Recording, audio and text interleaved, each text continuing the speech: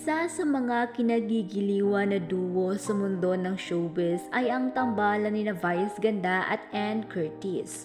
Mula nang mag-umpisa ang It's Showtime noong October 24, 2009 ay magkasama na sina Vice at Ann. Mula ring magsimula ang It's Showtime, hindi na nawala ang mga kulitan, asaran at sagutan ni Vice at Ann. Ngunit kung marami ang naaaliw sa kanilang dalawa, may ilan din namang hindi natutuwa kung paano tratuhin ni Vice si Ann. Kamakailan nga ay pinuna na isang netizens ang pamimisikal umano ni Vice kay Ann. Sa X ay nag-react ang netizens sa isang behind-the-scene video clip ni Vice at Ann sa It's Showtime. Sa nasabing clip, makikita ang sagutan ni Vice at Ann. Tinarayan pa ni Ann si Vice, tila hinahamon niya ito.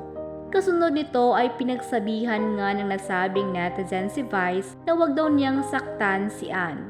Ayon pa sa netizen, may napanood din umano siya noon na sinabunutan ni Vice si Ann. Git pa ng netizen, ayos lang umano na mag-asaran sila ni Ann pero wag daw sanang mamisikal si Vice at irespeto pa rin ang pagkababae ni Ann.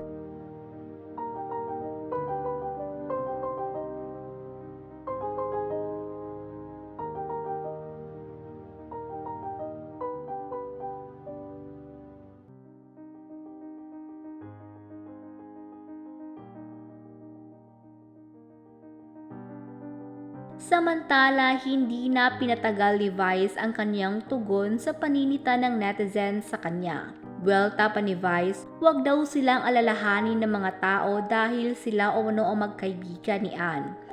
Ayon pa kay Vice, sila ni Ann ang magdedesisyon kung paano sila maghaharutan. Sa huli, iba-iba daw kasi ng dynamics ang bawat magkakaibigan.